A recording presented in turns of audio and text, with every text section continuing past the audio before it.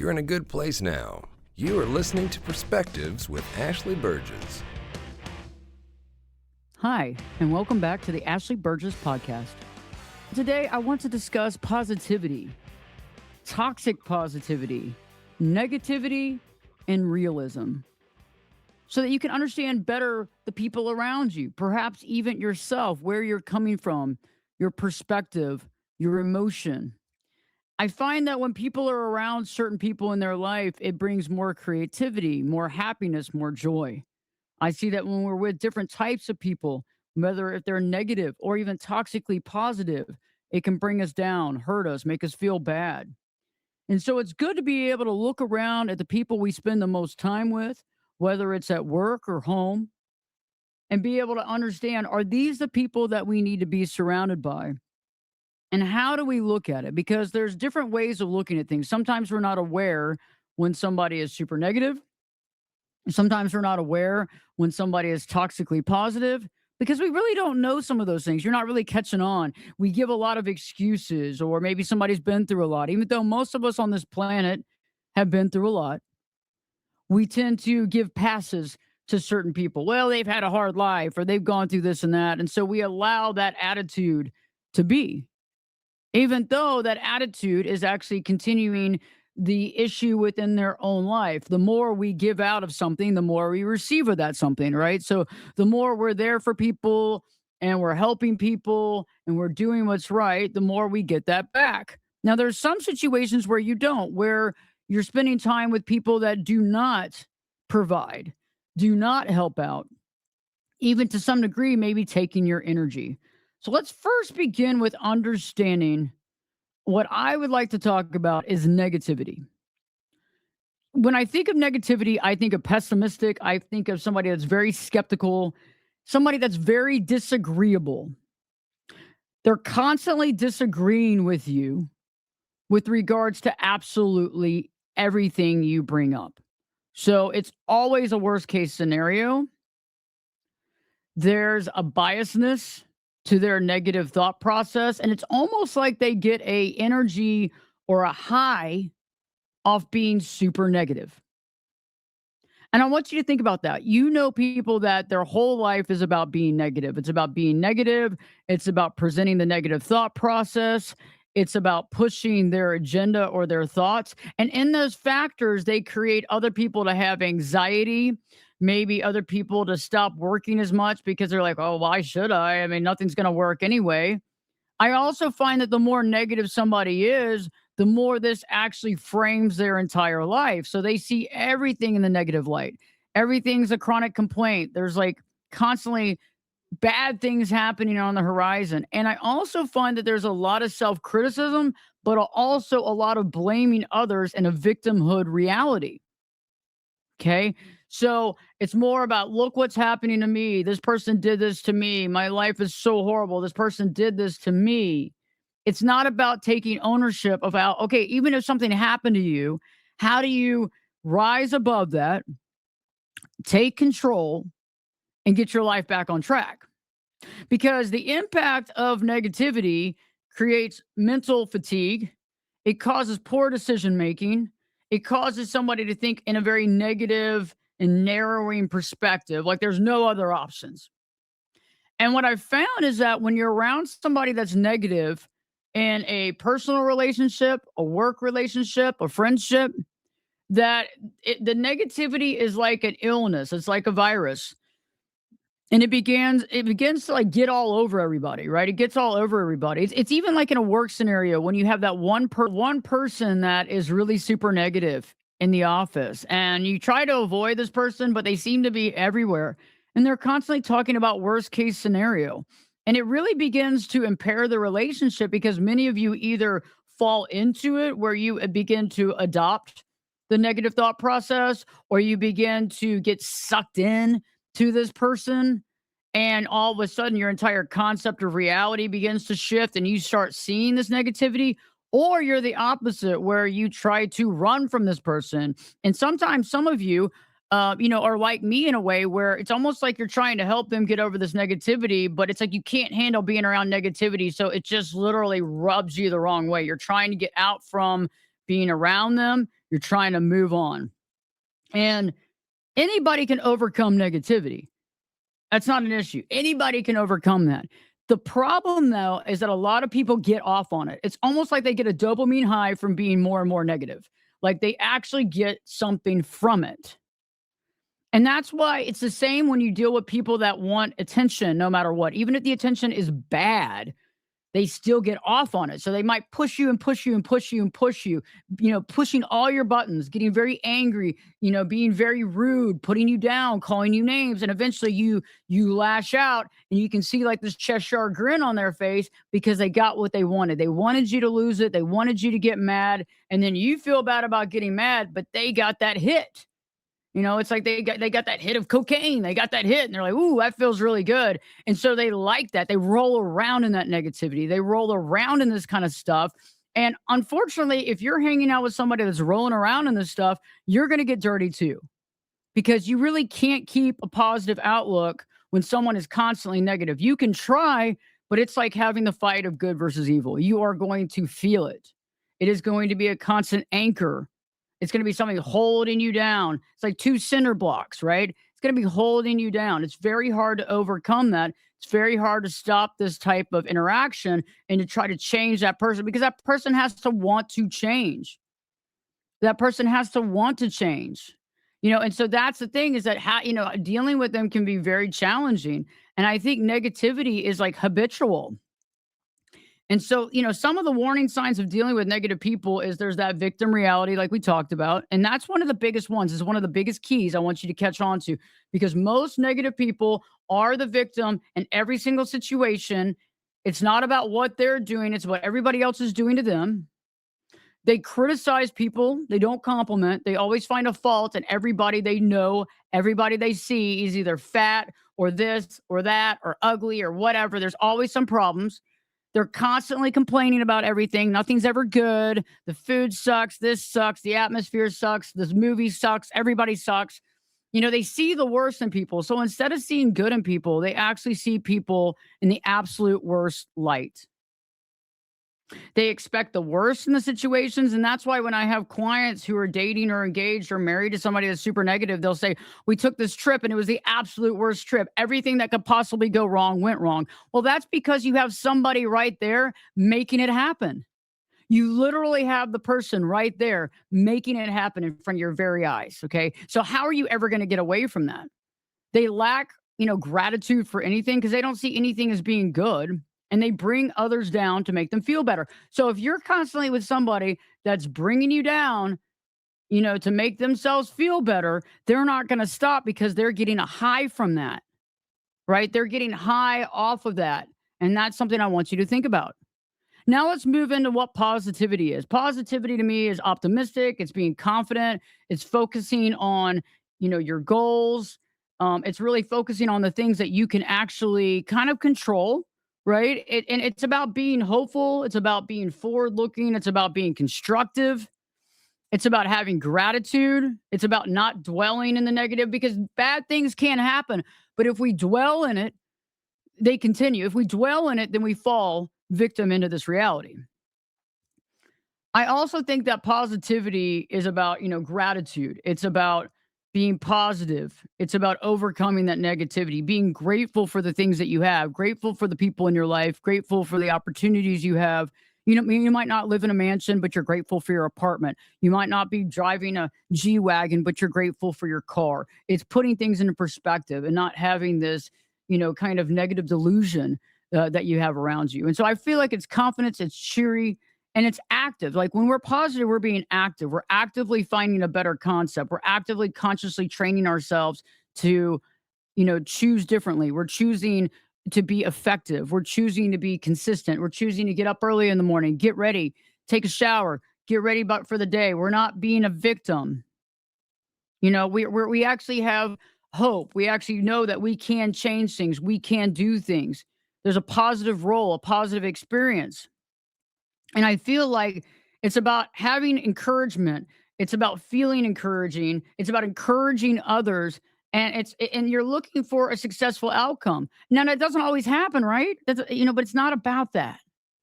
It's about having that resilience. It's about being empowered. It's about having that feeling of saying, "Hey, I am doing these things," having that compassion for other people, having kindness, being kind, having empathy for other people. These are very important aspects. But I want to share with you, there are some people that go the extreme other way. That's what we call toxic positivity. And that's something totally different. That is not positivity at all. It's toxic positivity. And it is about an excessive, it's about overly optimistic. It's about not seeing the other side. It's about suppressing any type of negative emotion. It's about suppressing things to a harmful degree. It's this forced happiness, this forced optimism. And so that's really problematic in its own right because a lot of times when people have a problem or there's an issue and they share it with somebody that's toxically positive, that toxic positive person almost shames that person and is saying, "Why would you even feel this way? This is crazy. You should not be feeling this way. You should not be feeling this way. You should be positive about this. Hey, my mother just died and it was really painful. You should get over that. You should be grateful. Like, what's wrong with you?" So, as far as positivity is concerned, it's okay. Like when you're positive, you're okay to have other types of emotions. You're just trying to be positive. You're working on positivity for the most time. You're trying not to sit in negativity. You're working on that.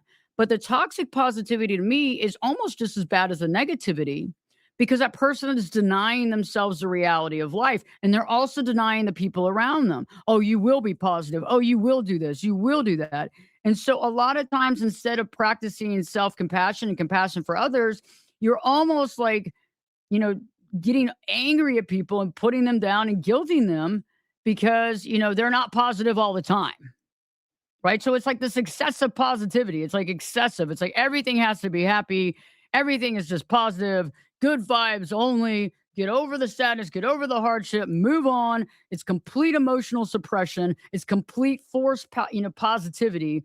And it's an invalidation of feelings because there's a part of life where it's not always easy. And there's sometimes you just have to look at stuff in a realistic way. And so, what I really think about in my life is for the most part, I'm positive. Positive, positive, positive, positive. But I also feel like there's more of the time that also I'm positive, but I also sit in an area called reality, realism, realism. It's just how things are. Okay. So there's things that are happening in this world that I do not like, I do not agree with.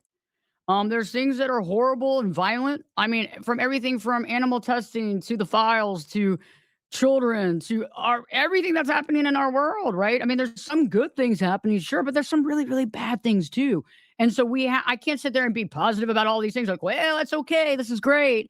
No, we have to accept the reality of some of these things. And in that process, we don't want to get lost in any sort of negativity because there is a rabbit hole, right? You can be realistic about something, but if you don't watch out, you can crank down that rabbit hole into negativity. And so I do feel like realism is just like focusing on, just being realistic. And I know that realism to some degree, some people would say it was a literary movement in the 19th century. And yes, it is, but it was depicting life, society, everyday subjects in a truthful and objective way. And rejecting the concept of idolization or idolizing any sort of romanticism, right? That's the key here. That's what I'm talking about. So we look at these situations and we realize, it's okay to be realistic, representing things in real life as they are, not in a dream, not, oh, this is the best situation. And I feel like when you are realistic, you can think critically, you can be objective, you can see different perspectives. You can make decisions in this process. A realistic person to me is a person who knows what they want. They're working to get it and they're working to keep it. And so I think when you're thinking about are you a realist, you know, okay, for example, it's a balanced perspective. You don't see the glass half full, you don't see the glass half empty. You see how much is in the glass to begin with. I mean, this is how much coffee I have. Yeah, I mean, actually mine's more full than not, and that's great. And that's something to consider. So I'm not lying to myself. I'm just being honest. You make decisions based on practical considerations, not on your emotions. You also take things as they come, adapting to situations rather than trying to force a perfect outcome. You also look at concrete evidence and think about that. So you're not. And the thing is that a realist is not a pessimist. They're not worst case scenario, because worst case scenario isn't true. Worst case scenario isn't realistic. It's not. And so there's a very big difference between being realist and being negative. And so I really like to adapt in my life a concept of positivity with realism, a connection of the two bridged together. So I'd rather see one area of life as far as, the possibilities based on evidence in a positive light instead of worst case scenario, because worst case scenario, yes, sometimes it happens, but most of the time it doesn't. I also like to look at things realistically, and I try my best to reserve and to remove emotion out of big decisions, because emotions do cloud our judgment sometimes based on our own triggers and past that we haven't worked on. Right. So the only time we get triggered is when things come to light or when things happen in our life that we haven't worked on. And these are big considerations. These are things that we have to work on in our life to be happier and healthier. And it's very important. And so I think sometimes realists are mistaken for pessimists because they can be skeptical, but I don't. Skeptical is different. You have to look at things from all different, areas. I like to look at things from multiple sides of things. I like to look at something from this perspective, that perspective, this perspective, turn it around, hold it in your hand, look at it, do your research. And then, yes, I want to think of the highest good. So I want you to think about, how many people do you have around you right now who you would consider negative personality, where there is the worst case scenario, it is the victim reality. And also, out of those people, how much time do you have to spend with them? Because this can really impact our lives. And if you're dealing with negativity in your household, how are you dealing with that? How are you processing that? Are you having conversations with this person? Like when I have to deal with negative people, which I try not to, but when I do, after I hear them bring up like 15,000 things that are negative, I'll be like, "Hey, do you have let's talk about something that's good going on in your life. Let's discuss one thing that you think is positive." I also realize that a lot of negative people gossip. They're constantly gossiping about other people's business. They're constantly talking and judging about what everybody else is doing. I mean, that's like negative alone in its own. I mean, I don't care what other people are doing. It gets to a point where, it's interesting, being in counseling and coaching. I hear a lot of things and I don't have any judgment. And I hear some wild stuff. But, like I'll go out, and do something social, and somebody will start trying to gossip with me about somebody's wife or husband or whatever. And I'm like, I have no interest whatsoever. I am not in that person's life. I do not care what's going on. I mean, I wish them the best of luck, but I don't care what's going on in their life. And I don't want to talk about that, because me talking about that lowers my vibration down. Now I'm in this gossip. Yeah, this gossip soup going on here where I'm talking about somebody's life that I don't even really know. And I feel like a lot of negative people do that. They like to talk about everybody else because they don't want to look at themselves. They don't want to look at their own issues because that's too much. So they'll judge everybody in their perimeter. They'll judge even people they don't know. They'll even judge their own family members and everybody else and friends, and they'll talk behind their back about how horrible they are. And that's something that is really toxic, because I don't know if you've ever known people like that. I have known people in my past that I tried to be friends with that just didn't work, where it was like you would be alone with them and they would literally bring up every single person that you commonly know with this person and just talk crap about them. And I don't know about you, but I kind of saw the writing on the wall, and maybe that was wrong, but I was like, I wonder if you talk crap about me. I mean, you're talking crap about these 15 people for these 2 hours. We're having some wine. I hate to be, on the other side of that. I wonder when that, I was like, I got to kind of move. I got to move on, because this isn't the type of person. If you're going to talk all this stuff about your friends, that's not a good sign. You don't have anybody's back. And that's not somebody that I want to put my time and effort into. So when you think about positivity, how many people in your life are positive? How many people are genuinely positive and you like to communicate with? How many people bring happiness and joy into your life? And no, let me get this right though. People cannot make you happy. You have to make yourself happy.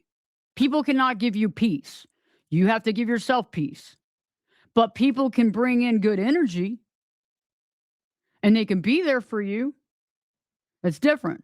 How many people do you have in your life that's doing that right now? And I want you to really think about this. This is like roll call. I want you to really get in this and think about these concepts, because the more you get into these concepts, the more you start evaluating your life. And this is powerful because we need to do life evaluations all the time to start cleaning house or to realize where certain things are coming from. This is important. This is important times to think about it. How many people in your life are realistic? So, and then how are you as a person? How are you as a person? Where do you stand when you look at the positivity, the toxic positivity, the negativity, and the realistic concept? How do you stand within this? And I feel that the higher you can vibrate, so it's taking away from the toxic positivity and getting away from the negativity. If you can be within that positivity and realistic and realism, you really are on a different level of vibration and energy amongst the people on our planet. You're already looking at things from a better perspective because you're actually thinking about things logically, but you're also having a tinge of seeing things in a better light. I believe that the way that we see the world directly relates to how the world is for us. So if we see the world as a very safe, great place, it's going to be more that way than not. If we see the world as a very scary place and we have the news on 24/7 and can't leave our house because of fear, and we're constantly hearing about somebody being abducted or this sort of thing, you're going to see the world as a very scary, evil place that you don't necessarily want to deal with. And that's what I'm saying here. This is the whole concept of today's show is just I want you to evaluate where you are because I know there's a lot of information coming in. I call it browbeating. This is what they do is they browbeating means they throw all this stuff at you on the news and all these reports and all these things coming out, all these files, okay? It doesn't seem like anything's happening. Doesn't seem like anybody's getting their just due. And so they keep throwing that out there more and more and more and more, and you keep overwhelming and you're like consuming all this information, but where does it go? And so there's a time where you have to shut down this information overload, refocus on your life. What can I control? And I'm not saying we should not be activists for things. Like I'm anti-animal testing. I really wish they would stop with these horrible animal testing. I really wish they would stop with like multiple things. And so I'm not going to stop saying what I say. I'm not going to stop, getting behind organizations that are doing this. I'm not, I'm going to be there and support, animal rights groups. I'm going to be there and support, dogs and cats rehoming organizations that are trying to help the homeless population, these animals that are being dumped and all this stuff. It has to be done. But there's a level of some of this other stuff that gets really, really over our head as far as, how do we change it? And there's some things we can change, but I need you to only take as much bites as you can, because I think sometimes we get overloaded. And then when we get overloaded and we get browbeat, right, we can't process it all. And I know that some of you, we're watching all these things on TV. We're seeing everything that's happening. We're watching the war and the changes and the things that are happening in the White House and everything else. And we're trying to figure out, and we're looking at the economy. We're looking at all this and everything that's happening and these files and this and that, and everything is just piling up. And so I need you to step back and say, hey, what can I control? What am I willing to deal with? And how do I refocus some of this energy back onto my life to create something in my life that can better society, that can better the world, that can better the people around me, that can better myself? How do I do that? And that's where I want you to sit with. After listening to this podcast, I want you to think about that. What are some things that you want to do in your life that you've put on the back burner? What are some things that you want to do that's important to you that you think could be helpful? Are there parts of you, your personality, your direction, your dreams that you haven't really tapped into? What are those? Let's figure that out. Start taking some notes, start journaling. Are there things from your childhood that you love to do, like photography or collecting or doing these various things or playing a sport or playing tennis or whatever it is that you need to incorporate? And I know these things sound small, but there's a whole well-rounded individual that needs to be cultivated. We can't just focus on spirituality one. We can't just focus on relationships, or we can't just focus on our career, or we can't just focus on our health. We got to focus on all these things that make us who we are. And that's what I want you to kind of deep dive into in a practical, realistic, positive manner that you can execute on a daily basis. And this is some very positive stuff, that we're thinking of. And I want you to do that. I want you to really look around you and see the people in your life. And I'm not talking about judgment, just being honest with where they are in their life, the type of reality that they bring to the table, the type of energy that they bring to you. Are they bringing the right energy to you? Is this the kind of energy that you want in your life? Is this what you want? Is this good for you? Is this healthy for you? And if there are people in your life that aren't healthy, think about it. I mean, some of you might be married to people that are unhealthy. Some of you may be, your mom or dad could be very challenging and very negative or very this or that. We got to figure out how to limit time around certain people. There might be some relationships that need to be augmented, changed, or stopped. There might be some conversations, and I know you might be, nauseated from so many trying to conversate with people, telling them, but maybe there needs to be some things said. Hey, I love you and care about you, but I'm not really going to deal with this negativity anymore. I mean, you need to figure out your life and maybe look at yourself and understand the victim reality and see what you're bringing to the table and have some hard, cold conversations. Because I do think that sometimes you have to say how you feel. You got to step back and recognize that some people are going to change because they want to and others are not. And as long as you know that, okay, you can make your changes. Maybe, it's a family member that you need to step back from, spend less time with. Maybe there's someone at the office that you need to spend less time with. Maybe there's someone you need to kind of, make a comment, say what you got to say and kind of move on. Maybe there's a relationship right now that's really super bringing you down. And it's really creating havoc in your life. And you need to figure out, what are you going to do to safeguard yourself? Do you have a plan? Are you ready to change that? Are you ready to augment that relationship? What are you going to do? And this is something that I want you to really focus on. I know it's a big picture concept, but this is how we make changes in our life to better our life. And also, when you start being aware of the people that are toxically positive or the people that are super negative in your life, you start realizing these patterns. You also start seeing their life and how they control or guilt people. And then you also realize where you stand with those people and also see, this isn't bringing happiness to me. This isn't bringing peace to me. Let's step back. How do we step back? And having some of these conversations with people before you step back is appropriate, just so they know where you're at. And then you can say, hey, I tried everything I could. I did what I needed to do. I turned over every rock. I'm feeling good about that. I didn't just leave them hanging, not knowing what's happening. But at the same time, I had to be honest, and then I have to safeguard myself by having some distance here. And I think that would be a positive thing. So write up a list of the people you might have to have a conversation with. Think about how you want that conversation to go. As many times as you can do it in person is better. If you can't, get on a phone call, get on a FaceTime.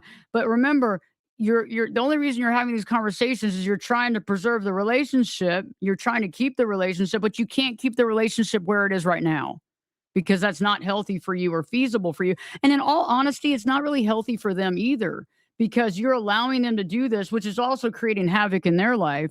You're not saying anything about it. It's harming you. It's upsetting you. You're allowing them to sit and stew in this negativity or not dealing with their emotions, with the toxic positivity. And so it's not really being right. So if you really care about somebody, you sometimes have to call this out. And I think it's the right thing to do. So think about that, marinate in that today. And I hope that you've enjoyed this podcast. And there'll be more podcasts every week here on Spotify and Apple Podcasts and anywhere that you listen to podcasts. Also, check out YouTube. If you haven't already, please subscribe to my channel, Life Coach Ashley Berges. We put up at least 2 new videos every week, and we're getting closer. We almost have 200,000 subscribers. So please subscribe, share with your friends and family. It helps you. It's all about everything from self-awareness to borderline personality to narcissistic traits to finding happiness and healthy relationships, working on your marriage, dealing with the roommate situation. So definitely check it out. Just go to YouTube and put in Life Coach Ashley Berges. Please share this podcast with other people that need to hear this. I appreciate you. And I'll see you next time on the Ashley Berges Podcast.